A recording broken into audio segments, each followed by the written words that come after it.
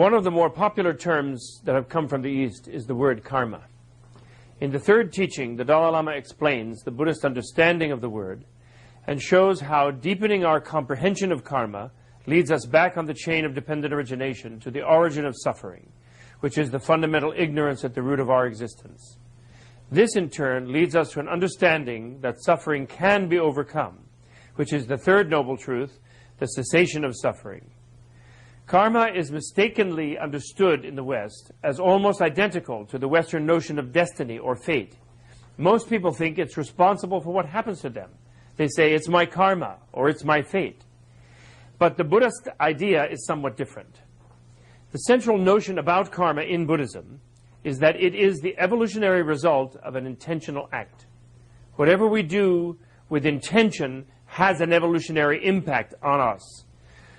Furthermore, every act produces results, some beneficial, some detrimental, and some a mixture of the two.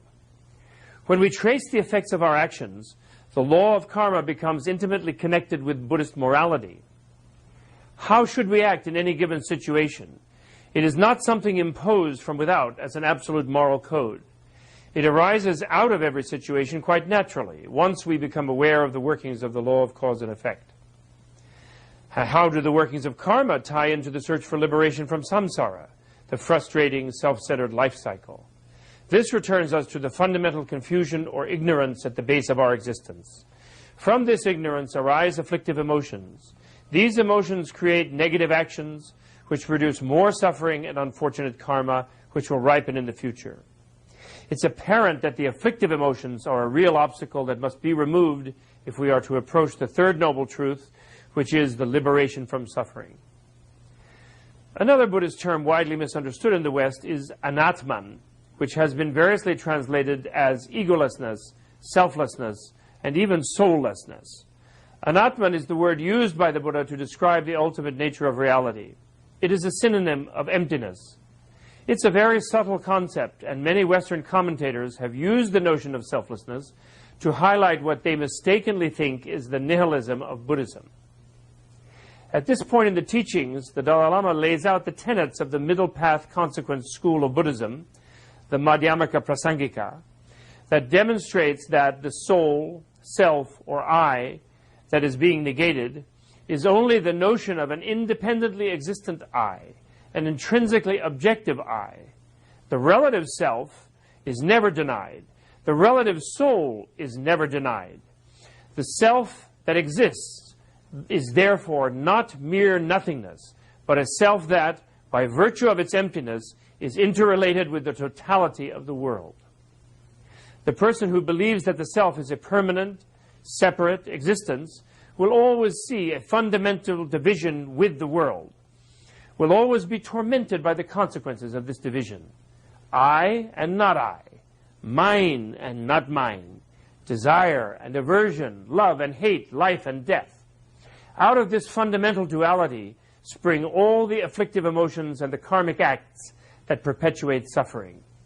Ignorance misunderstands the self to be something absolute apart from the world. Wisdom understands the lack of such an absolute self, thus recognizing the existence of a relative self that is related with and interconnected with the world. The Dalai Lama brings home the point that insight into the nature of the self is what the Four Noble Truths are all about.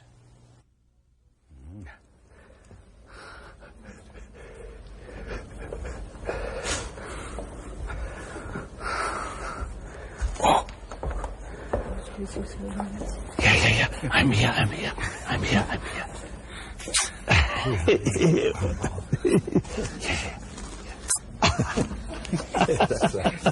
Lovely to see you. Beautiful.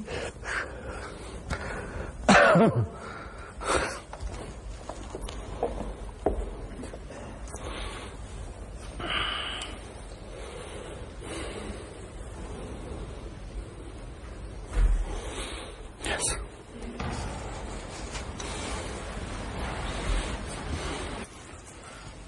저는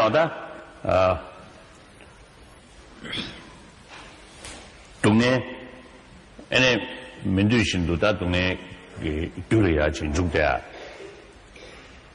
ene Taiwan de shin du ji de gyu chin ji ma lo ba ji ge da du mo tu ya de ene ga re lam ba slam na mong ba wang ge yu ge ba che mong ba de le ya ene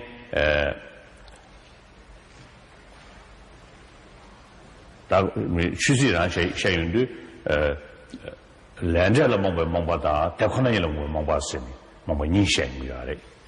So yesterday we spoke about the fact that what we naturally desire is happiness and a wish to overcome suffering. But in contrary to our natural aspiration, often we tend to create more conditions for our suffering, and also we are ignorant of the ways of creating causes for our own happiness.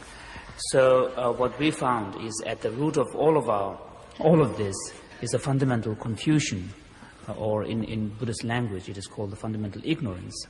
And this is sort of a state of confusion in relation to not only the way things are, but also in relation to way causes and effects sort of follow each other, and causes and effects relate to each other. Therefore, in Buddhism, when we talk about fundamental ignorance or avidya, we talk about two levels of ignorance. One is the ignorance or confusion relating to the laws of causality, the laws of the karma. And the second one is confusion or ignorance pertaining to our understanding of the ultimate nature of reality. And these two types of ignorance or confusions are related to the two levels of understanding of dependent origination, or pratitya samuppada, that we spoke about earlier. The understanding of the pratitya samuppada in terms of dependent origination, in terms of causal dependence, will enable us to dispel this confusion pertaining to karmic laws or causality, and understanding or deep insight into the interdependent origination in terms of the ultimate nature of reality will enable us to dispel the confusion or ignorance that pertains to our understanding of the ultimate nature of reality.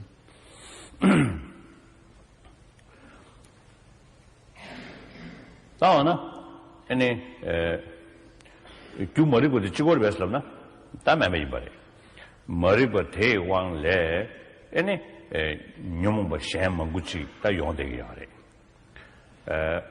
seneta ngam ba ne so be na ene sibe za cha ge tu jene da wang de de ming as chen ba chen na ene de le she ba re da ga na shin gi ene nye nyom ba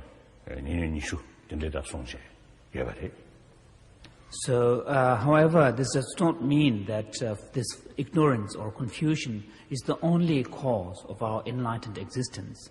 Of course, there are many other derivative causes, which or conditions, which in Buddhist language is sort of technically called affective emotions and thoughts, and this is a very sort of complex class of emotions and thoughts, and we find sort of detailed descriptions of these emotions and thoughts in the Abhidhamma literature.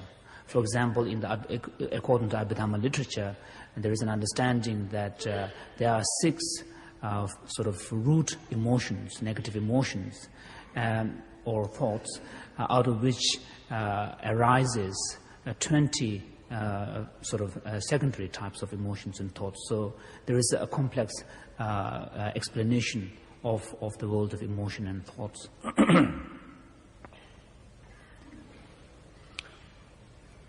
Nga gi shung na la ne ene ene ngo gya wa yin ba ya ji lu ma den yin de ba den de gi da nam do ya min da wa ge ju zam shi song ni ren shi ge ju gun do si de ya shi ba kwa kwa ya gi du xia ba de. And also we find sort of another sort of further explanation of the process of being in an unenlightened existence in the Tantric Vajrayana literature, where there is an understanding of what is known as the 80 types of thoughts or conceptions, which are indicative of our being in unenlightened existence. 중국의 중에 포획 박사서 시비야. 포획 박사. 감 포획 박사. Similarly, in the Kala Chakra literature, which belongs to the Vajrayana class, there is also a further identification of factors or causes of samsaric existence or unenlightened existence, which are understood in terms of propensities or natural dispositions.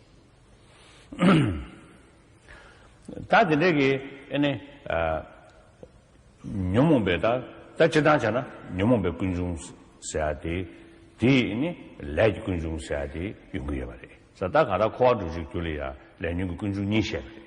So these emotions or afflictive emotions and thoughts which arise from our fundamental state of confusion and then give rise to, or they motivate, volitional actions. So together the delusions and karmic actions or karma are the origins of our suffering.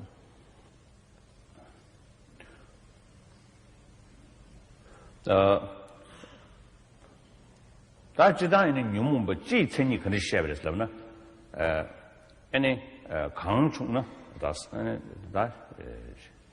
시합 그듯이 아니 가다 런줄이 게임도잖아요. 아니 랑준이 강사디 머시워지네. 머시워지네. 그러나 심주로도 머시워지네. 근데 지금이야.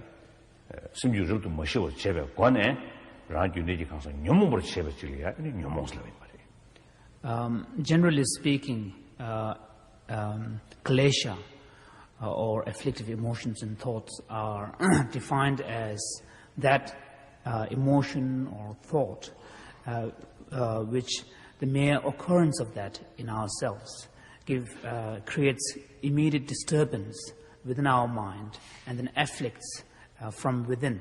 And that is the sort of general definition of klesha. 다 레지 군중사 레스야디 지단다 레스 랜데 세야디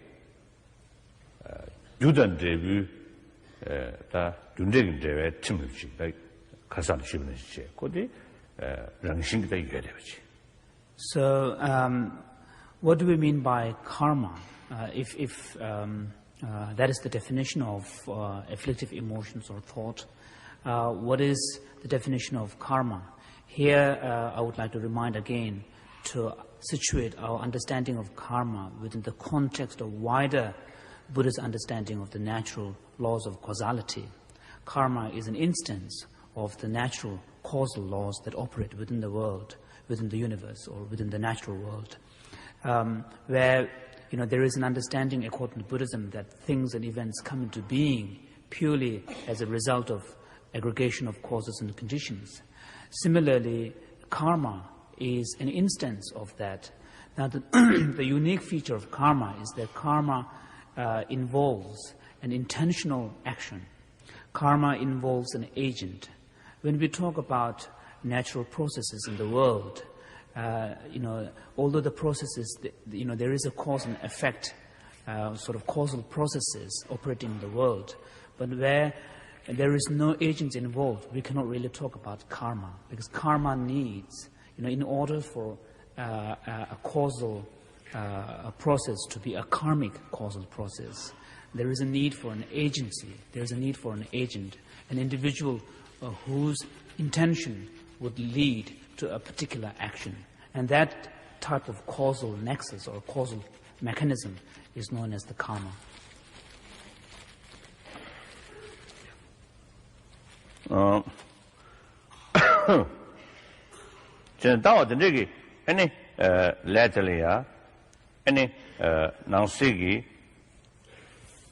debu kasul pege tiji yonge tele ya ene gewe mingda debu tungen ya tele ya ene ta tigwe mingda Then Jobu saw Tanyu and the Lumating Minta.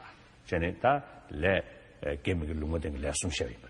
So within that karmic action, generally speaking, we can talk about three types of actions corresponding to the effects they produce.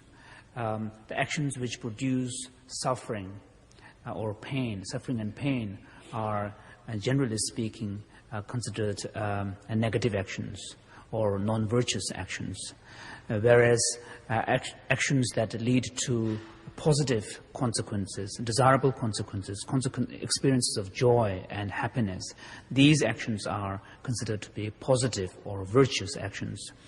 Whereas there is a third category of actions which lead to experiences of sort of equanimity or states of neutral feelings or experiences. These are considered to be neutral actions, neither virtuous nor non-virtuous.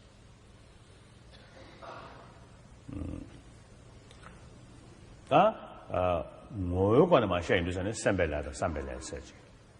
That sembellas is no gunu then shed ajuda. Any sembellas is that day in the lunga yo. The Niji Tang Yokone sembellas chachik. Tayang le together also leg cheven juice and Goyokone shavina. So in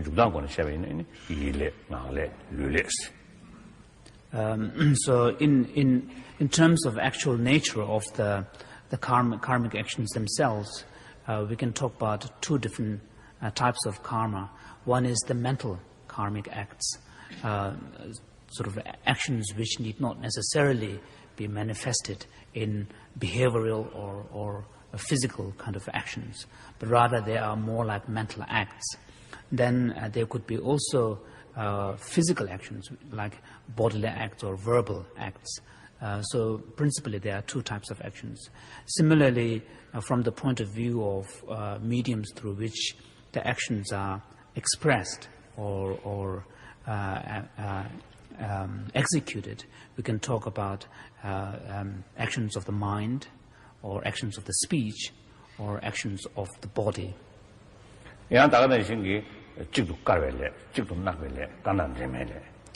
Similarly, in the scriptures, we also find discussions about karmic actions which are sort of completely virtuous, karmic actions which are completely non-virtuous or negative. Then there are karmic actions which are sort of mixture of the two. So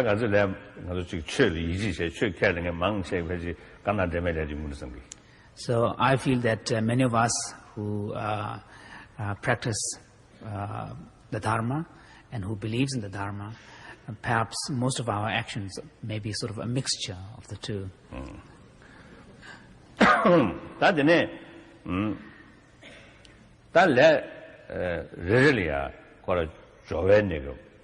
Any machine nigga, jug nigga jenny. Jong Jusum Kita Caberle, let top should be carrying. And Carbo in it, let me go in it, Kadanigalo, Jawa machine juk, the negata Hasolbe, Tene, and let to Chibuchaya, the Yanchi. Then a Javanigo, gonna let the Gurjimina, Javanigolia, Gunum, the shoot up Javine, Yanchi, Julia, Gavash lives or. So if we look at, say, even a single karmic instance of a karmic action, we can see that there are stages within that event. There is a beginning, which is the stage of the motivation or intention. Then there is the actual execution of the act. Then there is one could say, the culmination or the completion of the act. So depending on how these stages are carried out, in the scriptures, there is an understanding that the intensity or the force of the karmic action can vary. For example, like for example, in the case of a negative action, if the person at the stage of motivation may have a very strong negative emotion, a forceful anger or whatever, a forceful negative motive, and then acts out on an impulse, carries out that action, but immediately afterwards feels deep regret for the act that is committed. So that action would be less forceful, because the three stages, the motivation, the actual action, and the completion were not complete, not completely fulfilled. Therefore, that action would be seen as less forceful compared to an instance where the person has acted out completely with a strong motivation, actual execution, and a sense of taking pleasure or satisfaction at the act committed. Similarly, there could be instances where the individual may have a very weak motivation, but some circumstances forces the individual to actually commit the act. But even in that case, although the negative act is committed, but it would be less forceful because the strong motivating force wasn't there. So depending on how forceful the motivation and the actual act and the completion are, there is a varying degrees of force and intensity of the karma. No, today that really as a strong juxeni. Did I have a into any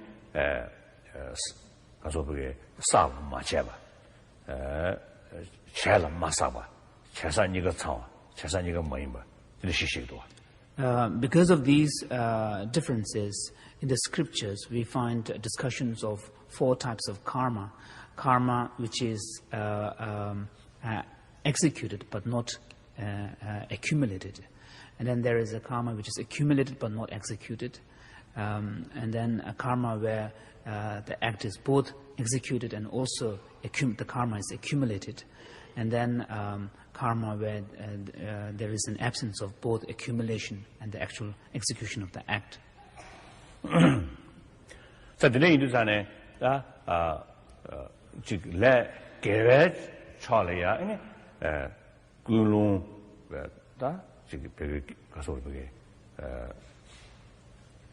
shuksham bu jong tuya gulung ya wu jue gulung dab da ba jie mu shi due ne ge le cha kang jin ne bege da bege busun so ba jie da ga ne xin ru le gao ngo da je su yi rang jia en tubla diga le mimi gi jian de jia do shi le yin en gao da dab shi bu jia ya 단 미기를 차려야 그래서 두두 당분에 지 그루 다지 숙타고 마요야 다 아니 바르도이네 그게다 개벨랩도가 타만 줄이야 아니 간다 개벨 샤점치야.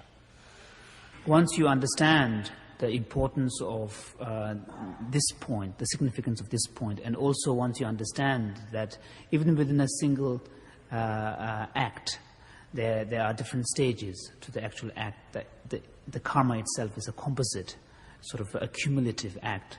Once you appreciate that fact, then whenever you have the opportunity to engage in a positive action, then as a practitioner, it is important to ensure that at the initial stage, your motivation is very strong, your positive motivation is strong, and you have a strong intention to engage in the act.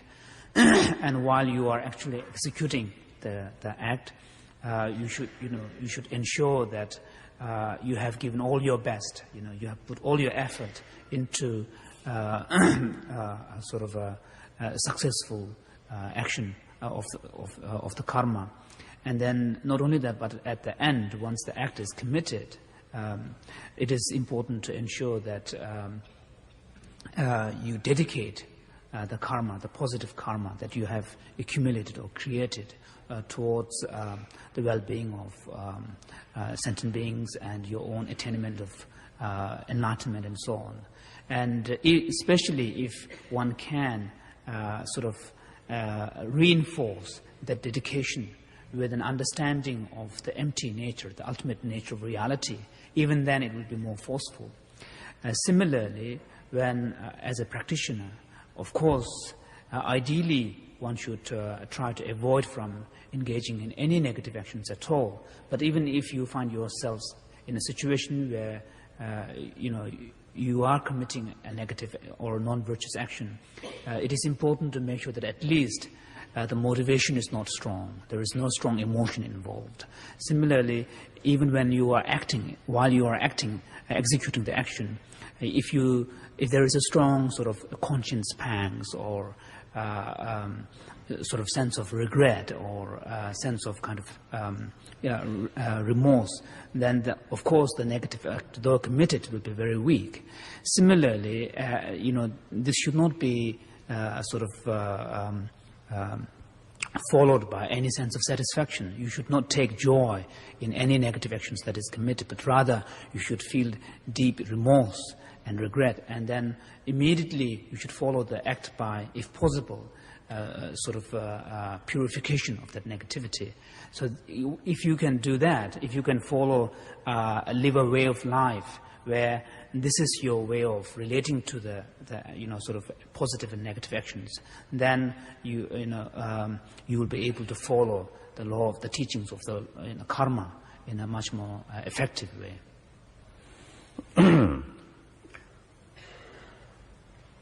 나 미기회 레 dom구여나 미기회 컨트레스라비나 아니 낭주기 가서라 shumangui nalone jiung sungyaliya ani migi chubon silung ko re so.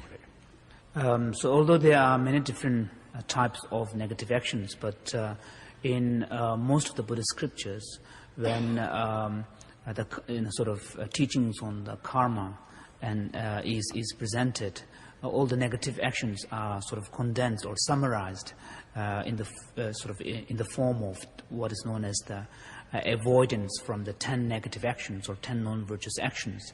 These being 3 actions of body, and 4 of speech, and 3 of mind.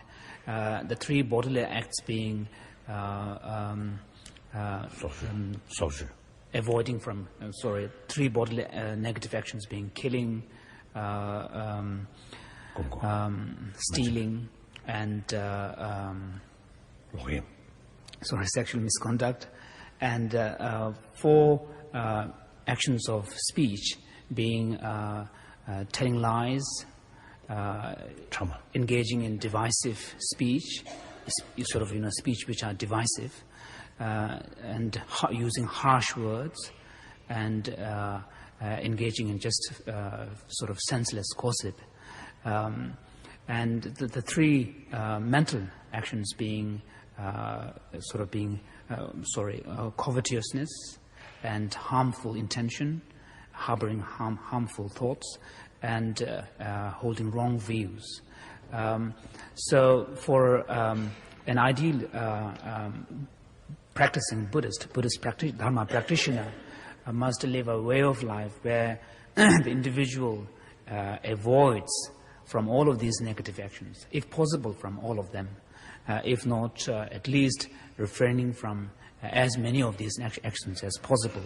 And so leading a way of sort of ethically disciplined way of life whereby you avoid from these actions is called leading a moral life according to the Buddhist understanding.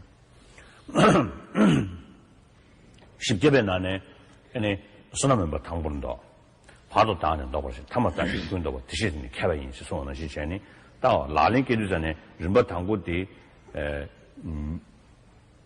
당에 두스샤 낭주군도 단디 두저 탈바샤체 두저 탈바샤네 아니 뒤두야 생각이야 뉴모로다 가서도에 냠부 때는 뉴모로 감되지 않아 뉴모도 탑고야지 난 뉴모를 깨워 제고요 아래 난 뉴모를 깨워 제발이야 냐라 리시기 발라 뉴모를 깨토야 가고리 되는 상황이 있잖아요 뉴모의 샹왕도 균네 아니 내주 편대하기 내주들이 뭐버디 또지 못한 걸 시작이 말이에요 되네 좀 이번에 내주들이 편하게 싸게 두루 진행이 뉴모를 내못돼요 되네 좀 수버디 뉴모 대시하고 파자를 내못돼요 디시야 So the general mode of procedure of a spiritual practitioner in Buddhism, someone who is sort of engaging on a spiritual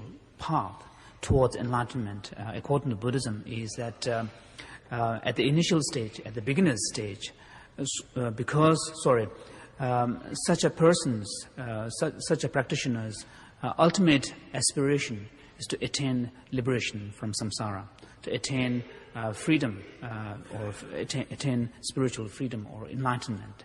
So, therefore, one of the principal tasks of such a practitioner is to gain victory over the kleshas, over our negative and afflictive emotions and thoughts. But at the initial stage, there is no way that the practitioner can directly combat with our kleshas, with our afflictive emotions and thoughts. So the sensible way to proceed at the beginning is to find a way of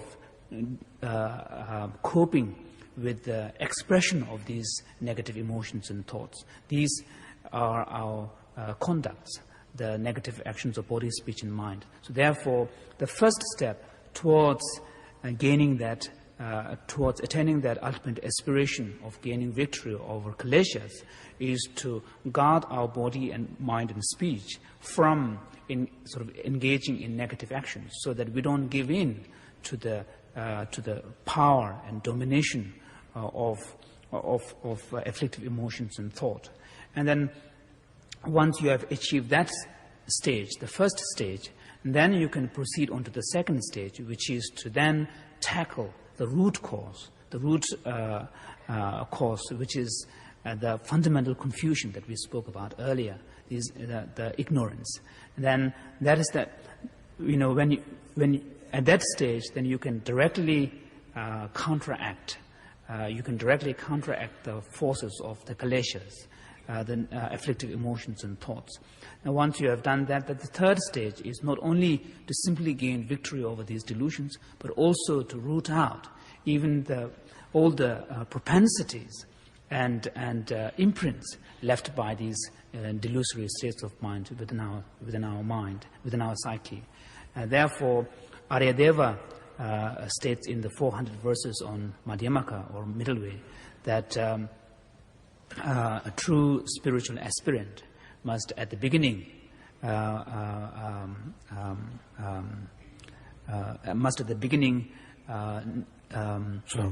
overcome negative behavior actions, negative actions of body, speech, and mind, and then in the middle phase must counter this grasping at self or ego, and then finally, in the final stage, then the aspirant should overcome all sort of views that bind us within the samsaric realm.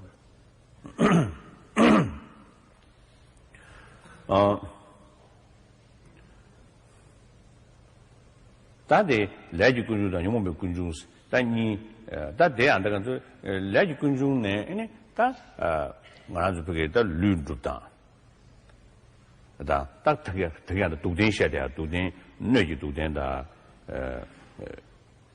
주의 도den스 다도 셔윤드잖아 다데 레지 그네스 두다데 셔윤드 에네 심매바 지그라 심매바스 내면도 다 그걸 루부르 실려 레디기 즉 사바시 두세야디에 배지여서 말이 친내이네 나도 난주이네 간다지 거래다 배는 풍부준 거래 취되듯이 년龄이 링제 윤지 여덟시 근데 윤디 때문에 아니 디두기 요나서 영향이 아니 다땡 요원도 돼야 돼 배는 친내이네 나도 그 동네 장영이야 그게 겐싱에게 그 넘버를 돼야다 다른 생각이 주기 풍부이네 그 다른 생각이 그 디두기 체스 다 체지변의 디두기 다 요나서 영향이 넘준다면도 영향 디디다 레르체용에 자야변의 친내지 과바의 차샤네 그 타야 또 윤두자네 중앙하다 타도 윤두 스페이스 바트가 도되네 나 주기 풍부의 차샤네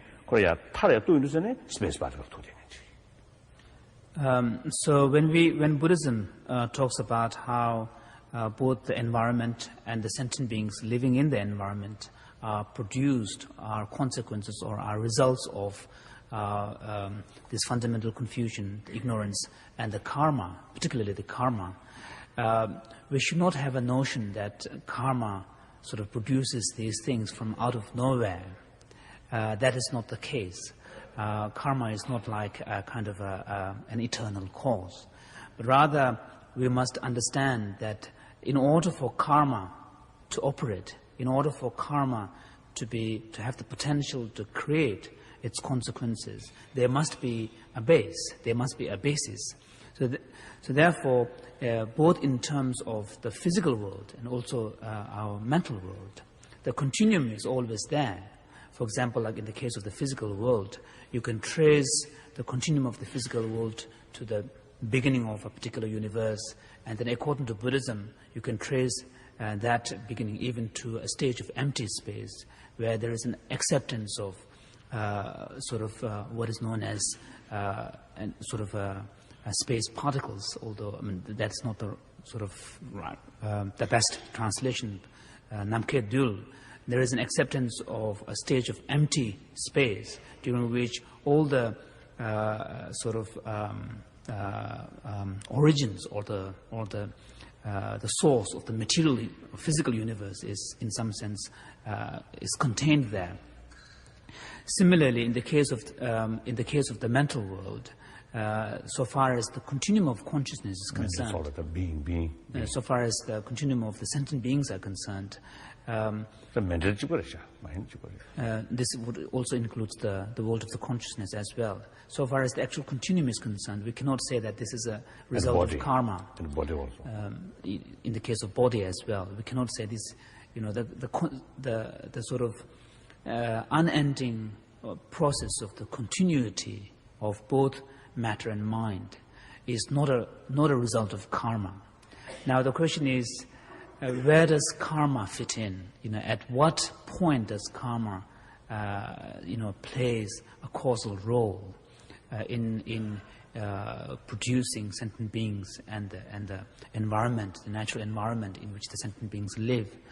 Perhaps one could say that there is this natural process in the world, and at a point where the evolution has reached a stage where it can affect the experiences of the sentient beings, giving rise to either painful or pleasurable experiences of suffering, or giving rise to pleasurable or joyful experience of suffering. That is the point where karma begins to come into the picture, because karmic process can be made sense only in relation to sentient beings' experiences, be it suffering or be it pleasure or joy. Pena, rather, pena, Iwam, Kansa, that Jusu, Kansa, Kansa lectures, Mari. Pena, Nabashivas at lectures, Mari Secretary. That me Pumbu. Pungu Delata, me Nabashivala, lectures, Rekabuke lectures. That was your child. So, for example, if the question is asked whether consciousness is produced by karma, or being, whether being, the sentient beings are produced by karma, it seems the answer should be in the negative, to say no. But if the question is the human body a product of karma? Is the human consciousness a product of karma? Then the answer would be yes, because human body and human consciousness are consequences of positive actions, virtuous actions.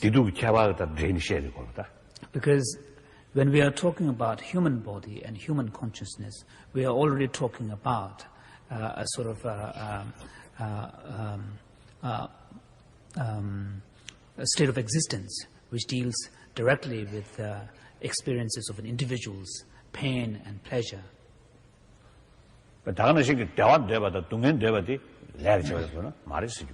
Similarly, if we were asked the question whether this natural aspiration that I spoke about earlier, this natural instinctual desire to seek happiness and overcome suffering, is that a product of karma? It seems the answer would be no. 자, 드네이버 이르자네, 다가나식 변화 월다, 변화 가설 개조는 변화 빅방들의 용대하디디, 빅방직이 단 넘줄 큰데지 차다 맞았어야 돼, 렉도 해야 돼. 제단 거라 코살리티 두스 용대버디 렉 말해. Similarly, when we think about the evolution of the physical universe at large, yesterday we spoke a bit about the Big Bang theory and its implications for Buddhist cosmology. One could say that, generally speaking, so far as the natural processes of sort of cause and effects in the physical world is concerned, so far as that process is concerned, I don't think we can say that it's a product of karma. But so the process of causes and effects in the natural world takes place regardless of karma. But in what form that process, or in what direction that process would lead to, then of course karma will have a role to play. 자, 드네이버 이르자네, 그게 가서 그게 먼저 그게 짜바시스들이야. 짜바시스 유들이야. 아니 그게 가서다. 로버도 이 두진지 두의 땡기 두어친데베 릭직. 다고 랑싱기 그 춘이기 거를 여den의 릭직. 야 랑싱기다 춘이기 그게 여den의 소소소리야 투모모인베야 거를 춘이기 하는 네버를 지기야 여다. 그래서 그 그게 짜바져서 유들이야. 근데시 예바 인도자네. 아니 아주 그게 째베 고스님 누구 째다를 들이야. 아니 리버시고는 째와서는 배지. 다 도선저 용이어서 춘이 지지봐. 아니 그래 저시베지고 아니 때베지고 태주지고 하세요.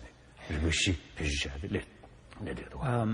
So what we find here is that in the natural world, we find that there are, in terms of applying inquiry, in terms of identifying the objects of inquiry, from the Buddhist sort of analytical point of view, it seems that one could say that there are two sort of distinct types of objects of inquiry. One object or one realm that is sort of, one could say, natural, where only a natural process of causal laws operate. And then one could also speak about another realm of sort of inquiry, where we can then, as a result of these sort of causal interactions, there are certain properties that are emergent, that are contingent, as a result of these interactions. Because of this distinction in Buddhist scriptures, we find sort of discussion of different avenues of reasoning or different avenues of examining sort of analysis when trying to understand the nature of the world or nature of reality. For example, like in Buddhism, there is a discussion of perhaps what could be called the four principles. One is the natural principle, the fact that things exist, the fact that cause lead to effects. So here there is an appreciation of a principle that is natural. One could almost say there is an acceptance of natural laws. And then based on that natural principle, then you can appreciate certain types of what could be called the principle of efficacy, how given that nature they have the capacity to produce certain results and so on. So there is, one could say, there is a principle of efficacy. And then we can also talk about another principle, that is the principle of dependence. And given this natural law and the principle of efficacy, we also see that there is a kind of a natural dependence between things and events, between causes and effects. And then there is, based on these three principles, then the Buddhist critical analysis sort of talks about how we can apply various types of reasoning or analysis that would enable us to broaden or deepen our understanding of the natural world.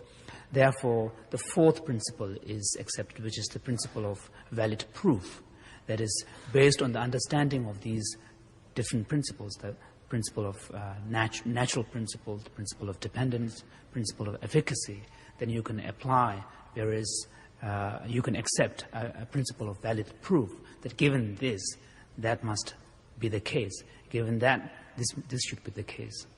So today in the Quran, 신이 나다다 그런 다 그게 그런 뭐 실루디 쉐베체니 디실이 쉐베타네 아니 다 대두자디 나라리야 죄냐면이다 디보봉 겨워두자 다 지날리디도. So for a practicing Buddhist who is engaged in the Dharma, it becomes important to appreciate these what could be called facts of the natural world. And then once you have appreciation of these natural principles, the natural principle, the principle of efficacy and dependence, then you are in a position to utilize that knowledge to live a life that would accord with the Dharma principles. And therefore, one could say that then we will be utilizing the principle of valid proof, the way in which we can avoid certain negative actions, the way in which we can enhance our virtuous actions and so on. 다원은 그게 패널데스에 나와리야. 그게 렉이 다 그게 패널데스 패널스님도 다 가다 렉 그게 더 여섯 나와리야. 아니 다 렉이 그게 누가 하는지 누가 알아봐이나? 이펙트 하는지 누가 알아봐이나? 저다 렉스로도 액션 체니 배는 아주 세대기 액션기 때문에 세매기 뒤로 저희보다 통세로 와. 배는 아주 액션기 아니 지도 소화를 요구하고 이게 저 세브샤로 다 시즈 다 그러셔. principle 다 그러셔.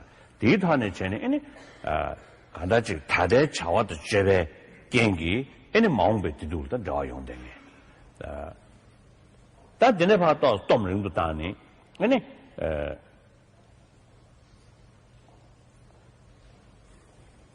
난기 다다 간다지 치변 난 뇌지 거바디리네리 그러나 난게 기부 그러나 풍부 나라 사샤네 자자와 아니 중앙에 가네 로데게 봐.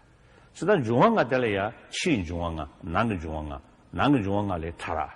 근데 배제였어요. 근데 그 타네는 자와지 튀기면서 sometimes. So the question is, of course, there is a natural world. At a certain point in the causal process, karma comes into the picture. Now the question is, in what sense or in what manner karma affects or interacts with the natural world, the process of the natural causal law. Here, I think perhaps we can relate that to our own personal experience. That from our own personal experience, we know that certain actions that we commit, for example, like in the morning, will have its effect, continuing effect. Even in the evening, it would have created a certain state of mind. It would have had an impact upon our emotion, our kind of sense of being. So even though the act was committed in the morning, an act was an event that was finished, but its effect still lingers on within us. And I think that is the same principle which operates when we talk about karma and its effects, even in the case of long-term karmic effects. So it is on that basis we can understand how karma can create effects which are felt even after a long time after the act was committed. And in the Buddhism, according to Buddhist explanation, of course, the sort of impact of karma could be felt in successive lifetimes as well. Now here, I feel that unless we sort of complement the general explanation of the karmic process in the mainstream Buddhist literature from Vajrayana literature, I don't think our understanding will be comprehensive or complete, because in the Vajrayana tradition there is an appreciation that not only the physical world but also the world of the sentient being, we are all sort of composed of the five elements. sentient beings the body of the sentient beings. All of us comes from the same material substance. We are all composed of the 5 elements, the earth, water, fire, wind, and the space. And there is, in the Vajrayana literature, discussion of external elements and internal elements. And there is also... the space literature, tell you,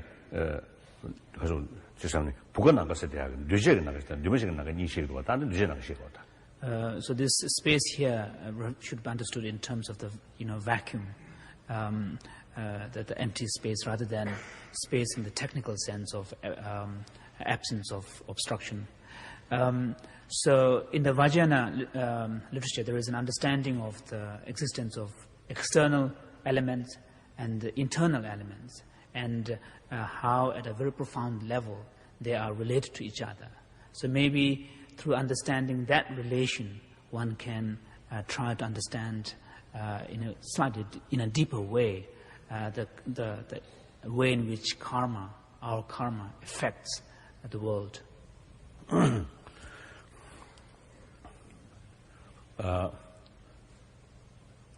So that Shevas Lavino for Rangsing and that Shevalia, Kora Ring, Tungamang to Masone, Cumulate to Mari, Susan Lake, Kaure, such a big tonnage and any young to Gosha, So, as we discussed earlier, the fact that consciousness exists is a natural fact. The consciousness exists, that is it. And similarly, in terms of the continuum of consciousness, it is again a natural principle. Consciousness maintains its continuity. And according to Buddhism, and there is an understanding that consciousness cannot come into being from nowhere. It cannot come into being without a cause. And also, matter cannot produce consciousness. Consciousness does not come out of matter. Therefore, since consciousness cannot come into being without cause, and since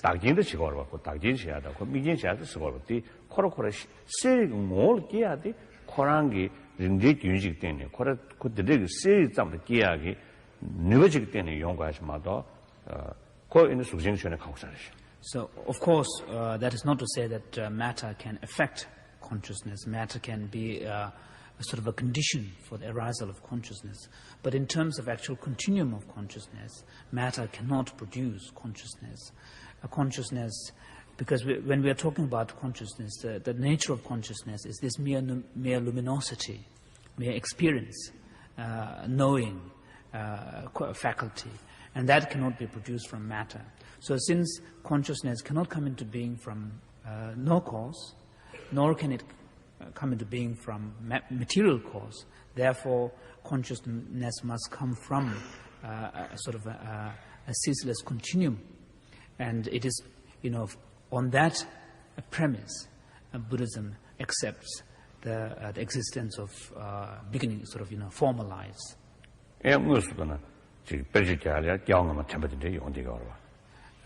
Similarly, we also find a lot of individuals who have very clear and vivid memories of their past lives.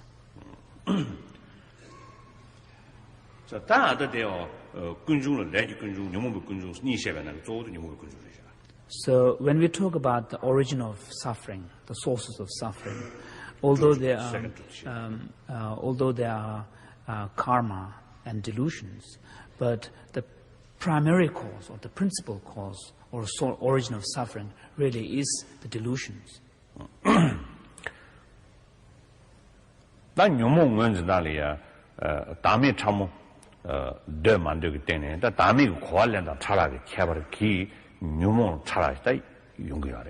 So,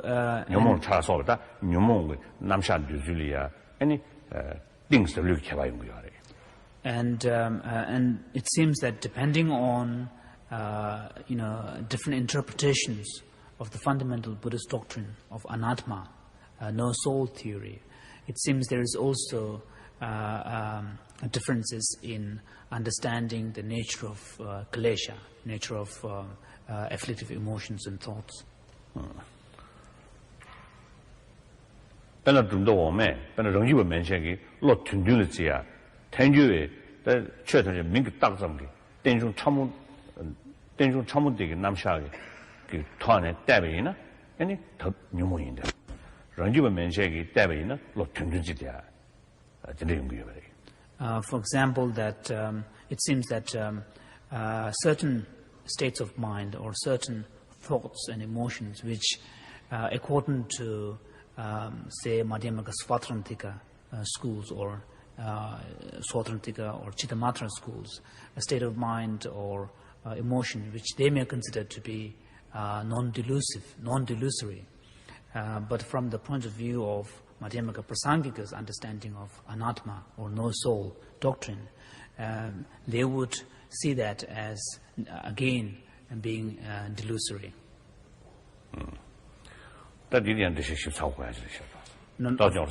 Of course, this is a very complex point and would require a lot of study.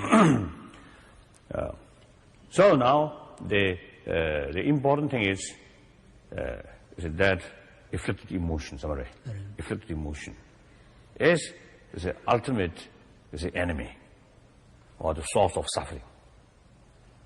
And also that is the afflicted emotion. Once it develops within our mind, it immediately destroys our peace of mind. And eventually it destroys our health. And also it destroys our friendship with other people.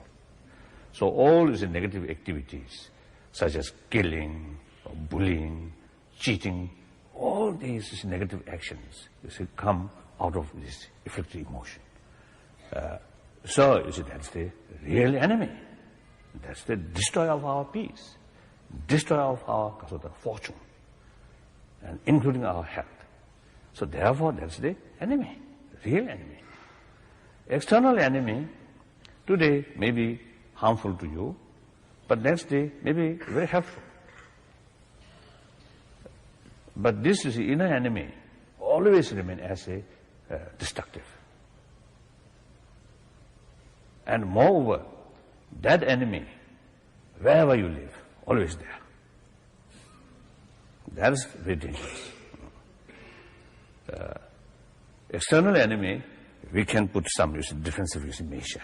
And also, like 59, we escaped. So we can escape. But there is this enemy, even whether in Tibet or whether in Potala, whether in Dharamsala, whether here in London, enemy. Wherever I go, this enemy there. Even I think some kind of meditation, some kind of visualization of mandala. Still, in the very center of the mandala, that enemy is still there. So this is the point now.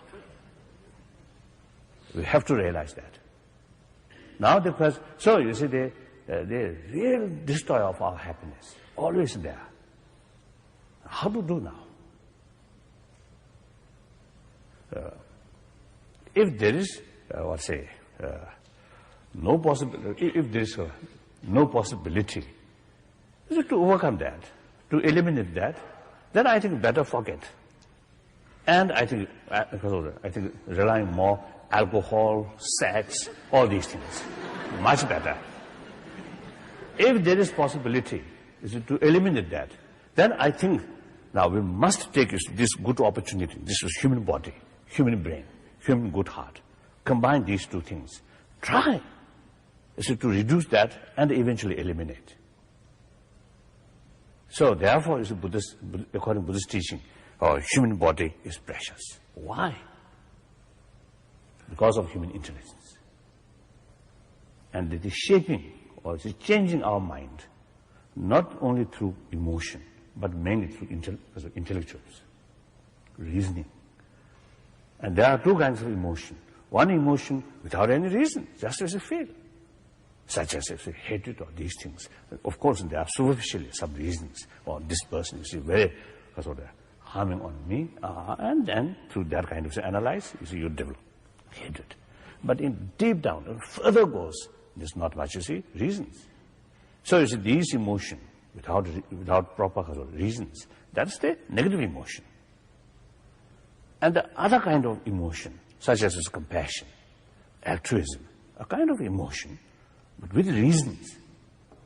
And to further investigate, you can prove that is something good, that is something necessary, that is something useful. So that kind of emotion is other type of emotion, but very much validated. Very much go well with reasons or intelligence. So the combination, intelligence and emotion, that is the way to change our inner world. So that also, I think, the basic fundamental, the suffering nature, right? Suffering nature. So long that enemy there, so long we are under that enemy's control, no permanent happiness. So once you develop some kind of keen desire to overcome that enemy, now that is the so that is called, that is the true realization of the aspiration to seek freedom, which is technically called renunciation in the Buddhist language. So you see, this practice, they analyze our emotional level and our inner world is the very important, is the key practice.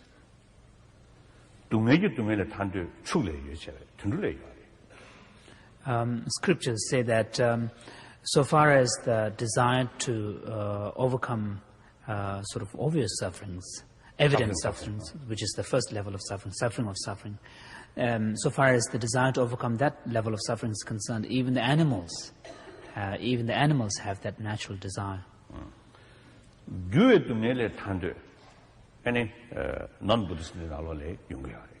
And so far as the aspiration or the desire to free oneself or overcome the second level of suffering, the suffering of change is concerned, this is not something that is unique to the Buddhist path. Even non-Buddhists and many ancient, you see, Indian non-Buddhist thought, you see, it's similar. Similar quest.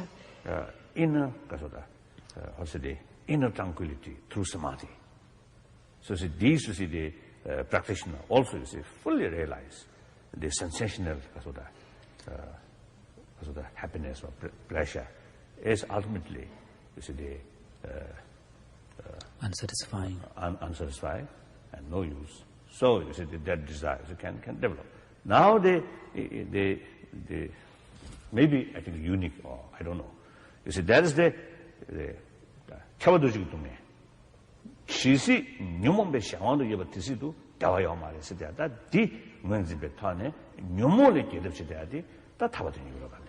So the true aspiration to seek liberation from suffering or liberation from samsara or to achieve moksha, it can only arise from a recognition of the third level of suffering, that is the dukkha of conditioning, where there is a recognition that so long as we remain under the domination and control of ignorance and the delusions, we are subject to suffering.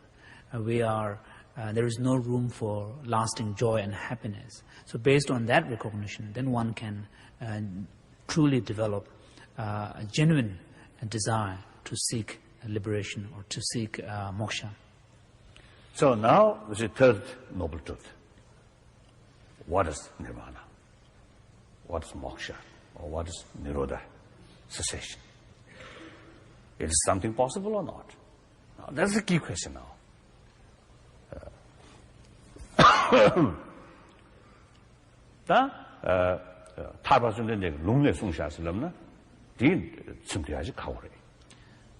So this relates, of course, to the third noble truth, that is the truth of cessation or moksha. Now, when talking about the truth of cessation or liberation or moksha, if we were to say that we must accept the existence, the possibility of attaining moksha, because Buddha talked about moksha in the scriptures. I don't think that is satisfactory. 남들 나라리야 아니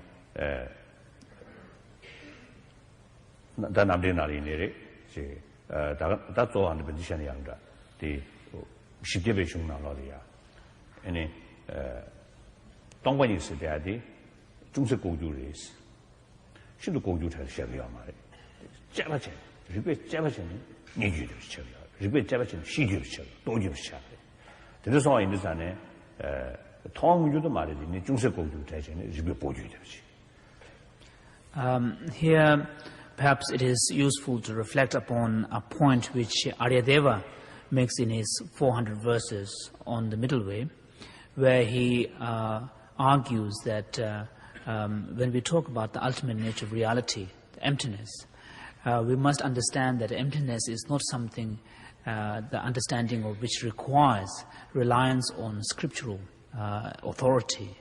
It is something that we can approach through a critical analysis, through reasoning, and understand it. So emptiness, understanding of emptiness can arise from through a process of understanding, through reason. Therefore, in Buddhism, there is an understanding that within the phenomena which are evident to us, obvious to us, of course, we can perceive them directly. There is no need for any logical sort of proof. And then there is a second type of second category of phenomena, which, although may not be obvious to us, but we can infer them through, based on our own direct perception of something. So we can infer them. These are technically known as the category of the slightly obscure phenomena, but they are not completely obscure because we can infer them, we can approach them through a reasoning process. So emptiness belongs to that category. And since emptiness belongs to that category, which is to say that emptiness could be approached through a reasoning process, that we can infer the truth of the emptiness. Therefore, we must also accept that moksha or liberation is something that can be understood through that process as well. Because as Nagarjuna says that a true understanding of moksha should be based on an understanding of emptiness. Because moksha is nothing other than the total elimination or total cessation of delusion and suffering within emptiness or through the insight of emptiness. So understanding of moksha, the concept of moksha, is very much related with the concept of the Buddhist concept of emptiness. And since emptiness can be approached and understood through inferential process, similarly, moksha should be also should be capable of being understood or approached through the similar rational process. Because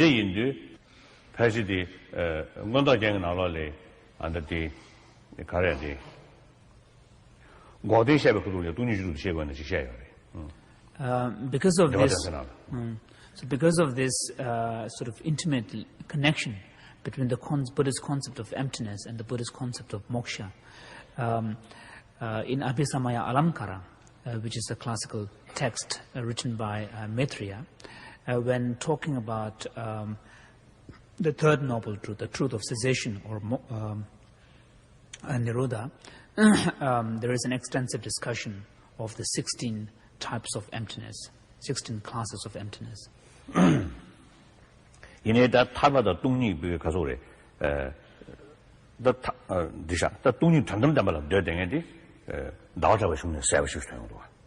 So the fact that emptiness is an ultimate, the fact that moksha or liberation is an ultimate truth is something that is very explicitly discussed in Chandrakirti's writing. So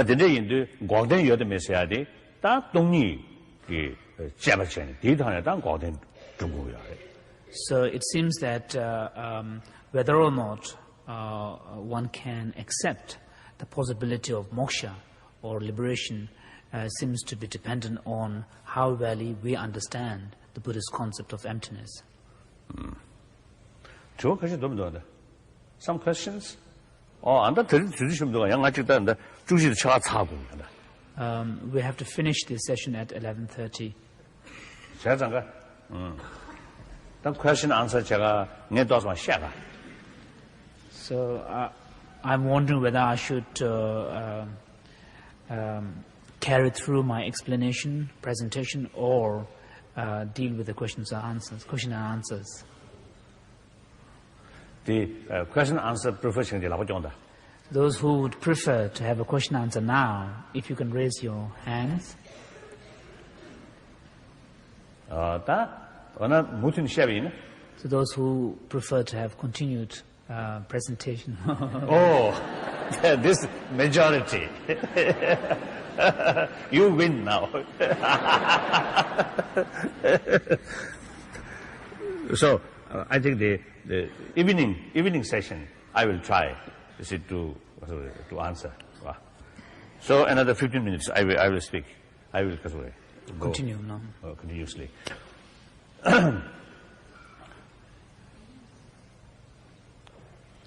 나 똥반이 있어야 돼. 그래서 말해서 봐이나. 똥반이 있어야 돼. 똥 있어야 돼. 매력이 시거다. 지금 똥스. 다른 신기 다 매봐. 슬럽도에 다 있어야지 매봐. 다 간다 매해지는 시행이야. So when we talk about the Buddhist concept of emptiness, of course it is obvious that we are talking about absence of something. We are talking about a form of negation. Similarly, when we talk about the Buddhist doctrine of anatman, or no soul, no self theory, again we are talking about a form of negation, a form of absence. 이 연구하러 가렸을나? 그냥 안도 3년 날이야. 지 가서 그러면 레더로 지게 돼야지리야. 그냥 지 시나로 지게 돼서 그들이야. 다 된다 말에 대 실라비나. 다 중심으로 돼 안되지도 한다. 요 말에 사실 좀더 타져버리나? 아니 시나이네 저이네 이라고 다 좀더 치버다 누가 하니? 요하면 누가. So why this insistence on this absolute negation, either it is in the case of no self, anatman doctrine, or in the case of Buddhist doctrine of emptiness? Why this insistence on categorical rejection or categorical negation? Here, let us pause for a while and think about our own experience. For example, if we have a certain fear based on some kind of suspicion that there might be something here, then in order to dispel that fear, if we have the thought that maybe I'm being kind of deceived, maybe I'm being kind of projecting, maybe I'm projecting, then of course, although it will lessen your fear, but it wouldn't completely dispel it. But on the contrary, instead, if you develop the thought that this is pure illusion, there isn't anything here, I'm just imagining, and if your rejection or negation is that categorical, of course it will have an immediate impact on dispelling your fear.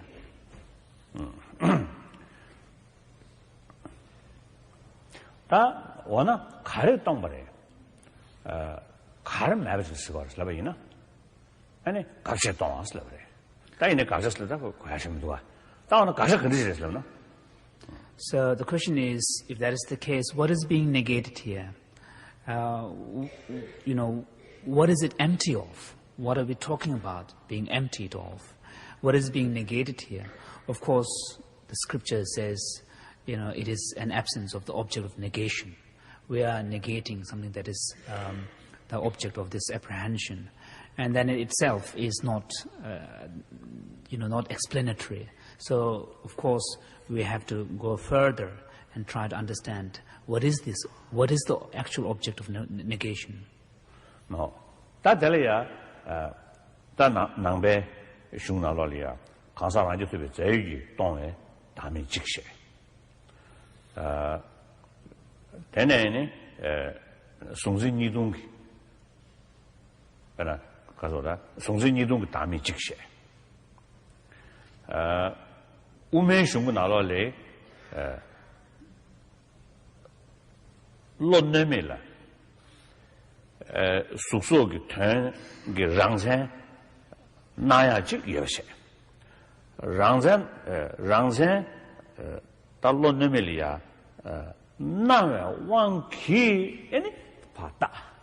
So here, we can see that the key really lies in our understanding of what is meant by Atman in the context of Anatman.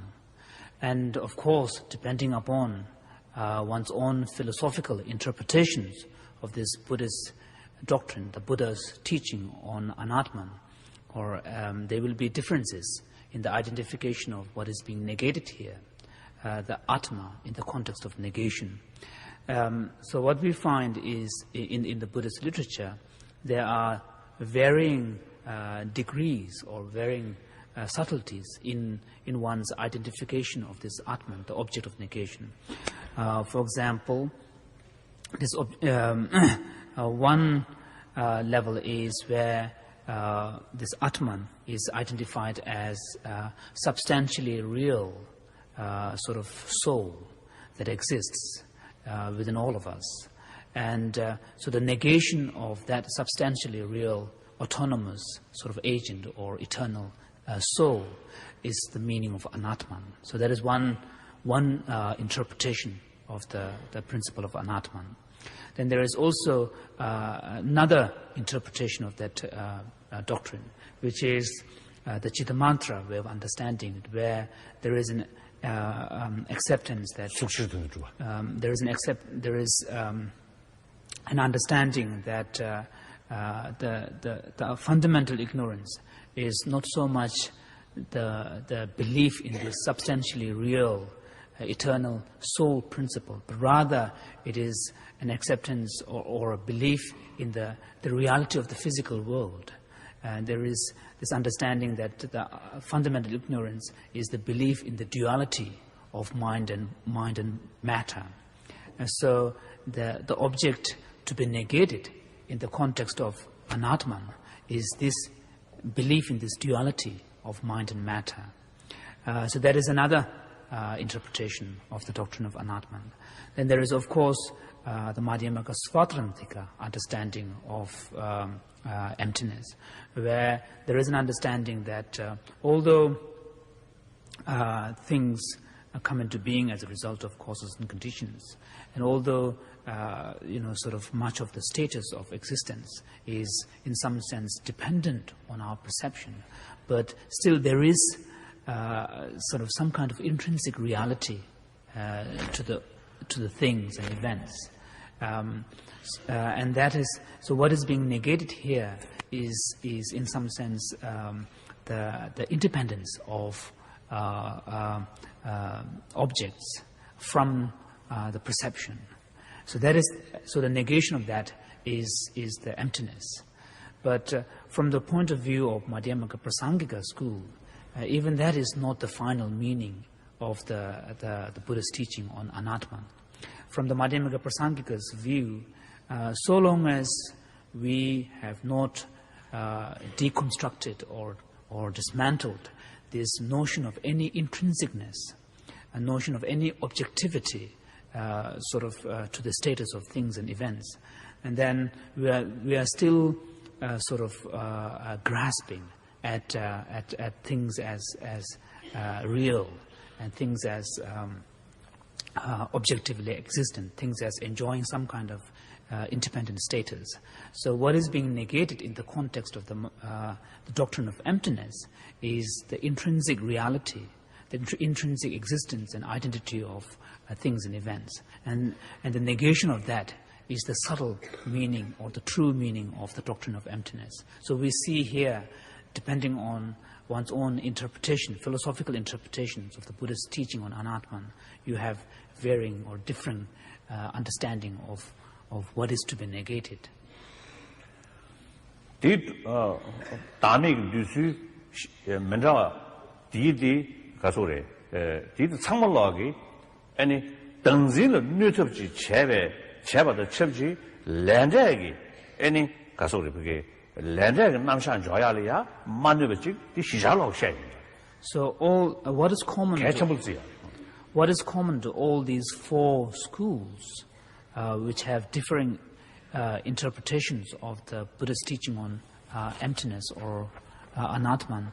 What is common to all of them is to bear in mind that while we are engaged in a task to counteract the force of our grasping at Atman, our grasping at the self, it is also important to ensure that our negation does not defy the reality of the conventional world, the reality of our lived world of experience, that the karmic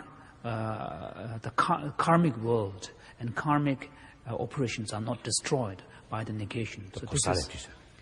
There is an understanding that the causality, the world of causality, should not be negated in the process of our understanding emptiness.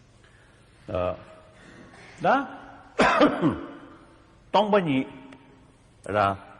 단다에 지시부지 내가 젠해야지다.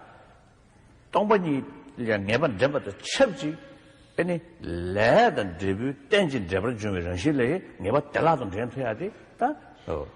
네 가서래 편주의 중에 송셔야 돼. So it seems that in terms of arriving at a philosophical standpoint and a form of sort of analysis that would enable the individual to not only be thorough and sort of complete in one's analysis of negating Atman and arriving at emptiness, but at the same time ensuring that the world of interdependence, the world of dependent origination, the world of karma and the world of pratitya samuppada is not destroyed, but in fact, on the contrary, reaffirmed. It seems that Madhyamaka Prasangika's understanding of the doctrine is perhaps the most successful here. So that is our Gobulujugi.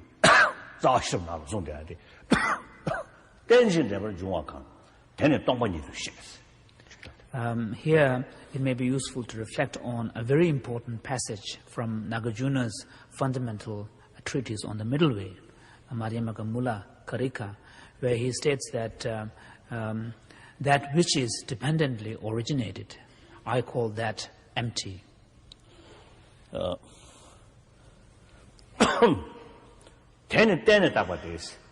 That tension 잡을 중 이거 준제도 쳐야지. 아니 동반이 레셋 돼야지. 강이버티 때는 딱 말이지. And that is in turn dependently designated.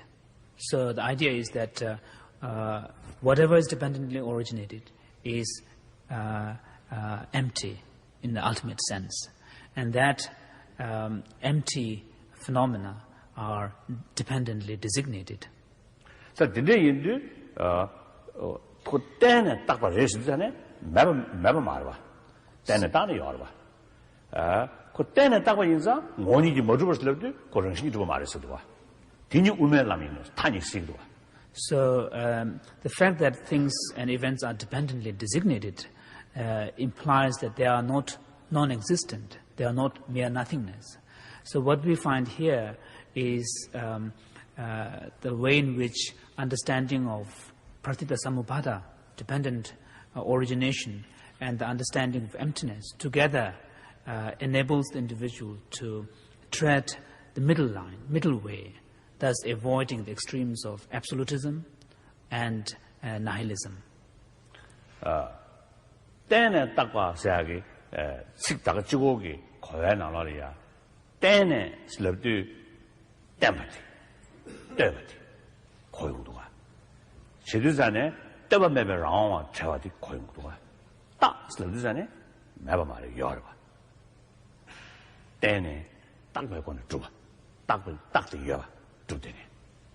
So this Madhyamaka expression dependently designated has a deep significance, because the first part of the expression, dependently, sort of implies that things and events come into being by dependence on other factors, which means that they do not possess independent existence. They do not possess some kind of autonomous, absolute status of existence. They come into being only as a result of dependence upon causes and conditions. So that first part of the expression negates absolutism. So the second part of the expression, which it says designated, implies that they are not mere nothingness. They are not non-existence. They do exist. So that part of the expression ensures that the reality of the phenomenal world is not destroyed. 자자가 부터벌리는 알로리아 뭐니 좀나 때내다고 지샤스. 때려도 뭐니 좀이나 때내다고 하는 거. So therefore Buddha Palida states in his commentary on Madhyamaka Mula Karika, he states that if things and events exist with independent existential status, that they come into being without dependence on other factors, then why are the designations dependent? Why there is this dependent designation, interrelated designation?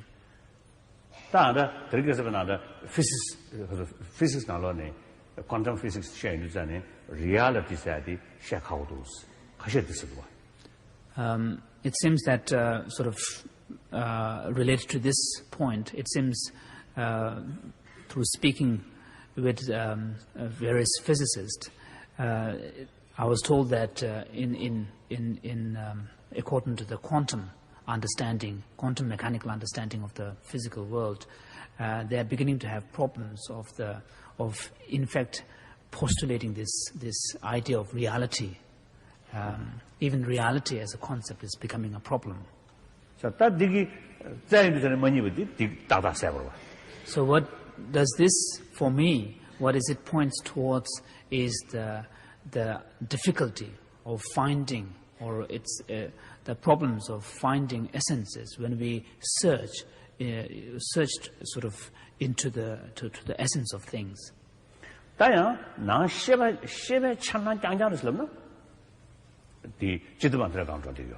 However, if we jump to the other extreme and say that this is pure illusion and everything is just mere projections of the mind, then we will be falling into the trap of where the Chittamatras fell, which is total mentalism. So that one, Shiva Bashi membership, the Shiva Bashi solid, Shiva Nangsha Samimba. Any quarter of country showers, Lama? Gain Chogawank. You intended to much son, Pala Jogger, Tuduran Terra. Then it didn't don't share that. So now the question is that things do not possess intrinsic realities. Things do not possess objective, independent, existential statuses. Yet at the same time, we are not happy with the conclusion that everything is mere projections of the mind. So the question is, where is the middle way? Where what is the alternative? So here, Madhyamaka say that things and events come into being purely as a result of aggregations of many factors. And it's on the basis of that aggregation of causes and conditions and many factors, then we impute identities upon that aggregation. So now, no time for meditation. So while you are eating or meditate something about Shunya. Thank you. See you again.